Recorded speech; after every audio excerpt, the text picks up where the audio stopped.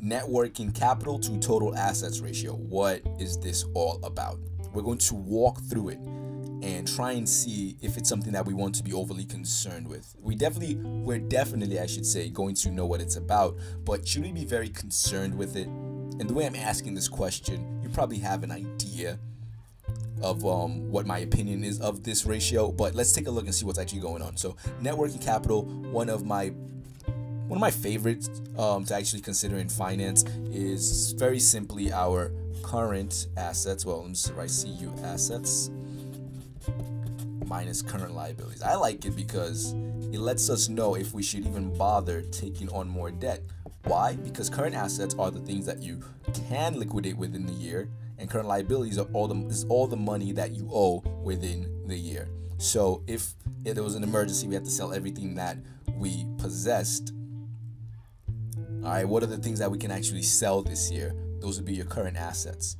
Or do we expect can be sold this year? Those would be your current assets. And we'd use the money to take care of our current liabilities. Obviously, we'd want to see a very positive net income statement and use that to take care of our liabilities. But just in case, because you can never predict the future, we need to just look at what we have right now. So our net working capital would be the result. And that's really our breathing room. After we take care of all our responsibilities, what's left over? So let's say our net working capital is $10,000. All right, for us walking through net working capital to total assets ratio, we're just going to keep using $10,000, and we'll see how crucial this ratio really is, how we feel about it. All right, so this is our breathing room. We've taken care of all our liabilities, and we still have $10,000 worth of assets left, of current assets left. Okay, we're not going to use our long-term assets. Why? Because you don't expect to be able to liquidate it within the year. All right, you weren't planning on liquidating within the year. It's something that you plan on keeping for more than a year. We don't want to touch that. All right, but we still owe a certain amount of money this year, and that's our current liabilities. So after we've settled all our current liabilities, how much room do we have to work with here?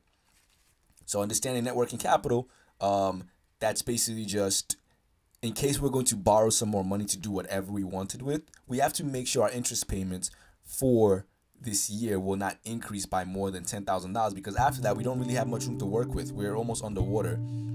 Again, remember, current assets, there are some things in current assets that we don't plan on turning to cash, so we don't want to be too close. Okay, so what exactly is this ratio telling us? It's telling us that for, let's say we have, as a new company, $100,000, I'll say, worth of stuff that we have, we only have $10,000 of breathing room. Now, is it a problem? Think about it. Do we really have a problem with a 10-to-1 ratio here? Well, 1 to 10, I should say. So for every $10 worth of stuff that we have a dollar worth of breathing room. But is it a big deal? Because if you take a look at it, all right, let's raise this up a little bit. If we say, I'll put it on the side here. We still have that same $10,000 worth of breathing room, and we have, let's say, $1 million worth of stuff. All right, so so that's what are we looking at here? 1 to 100. Is it still really that big a deal for us? The ratios are completely different. But doesn't this just basically tell us, hey, if you're going to borrow some more money, please make sure that you're not borrowing an amount of money where our interest payments or our liabilities will increase by more than $10,000, because after that, you're really crossing your fingers here, and you're really hoping for a good year. You're really hoping for your operations to turn a profit. But even if this was 1 to, let's say, 1,000, I mean, what does it really, are we really being hurt here? It just basically means for every $10,000 worth of stuff we have, we only have $1 worth of wiggle room.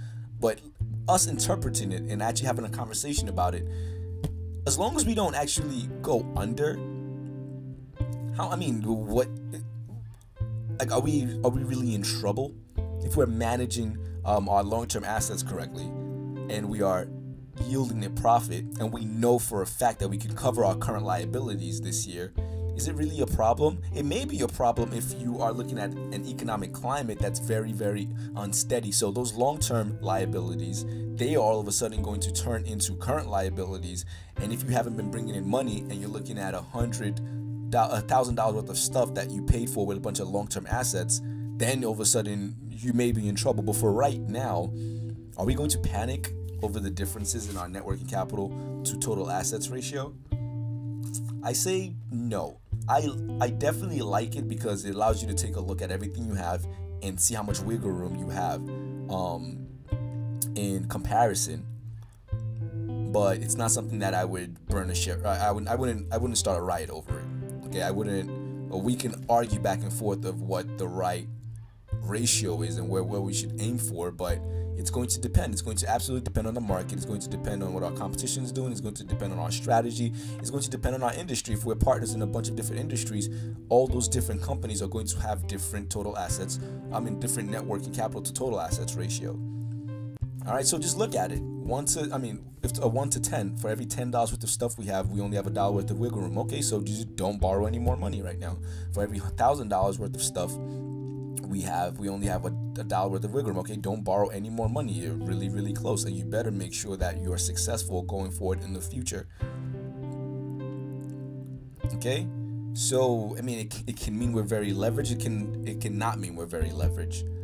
Right? If we acquired all of this stuff with our own hard work, I'm not really worried about that little bit of wiggle room in comparison to what we have. You know what I mean? So it's one of those things that you want to understand and you want to use to compare to other moments or other periods in your business life. But it's not a deal breaker, because at the end of the day, the net working capital is what's important. Okay? As an ego boost, you can look at how much you have, but when you put the two together, does it really break your back? No, there are a bunch of other ratios that will really stress you out. Net working capital to total assets is not one of those stressful ratios for you to consider. It's just not. All you're looking at is, for everything I have, how much wiggle room, how much breathing room do I have? And understanding very simply net working capital without looking at your total assets, that's enough of an idea. Understanding how much you have in total assets is not going to change much, because if most of what you have are long-term assets, all right, then most of what you have just end up being long-term assets, because we're only really worried about our current assets. We're only really worried right now, if we're looking at net working capital, we're only really worried about the things that are due this year, and could we cover it? As long as I can cover it, it's all well and good. So I wouldn't stress too much over net working capital to total assets. So if you and I have an argument over it, just know we're doing it just because we're trying to practice our intelligence and trying to look for different ways of observing the performance of our company, but it's not necessarily a deal breaker for either of us. Just one more time, net working capital, our breathing room, current assets minus current liabilities will be your net working capital divided by everything that your company has, the dollar value or the monetary value of everything that your company has. And the ratios are going to be very, very subjective. They're going to mean something different to everyone. Okay?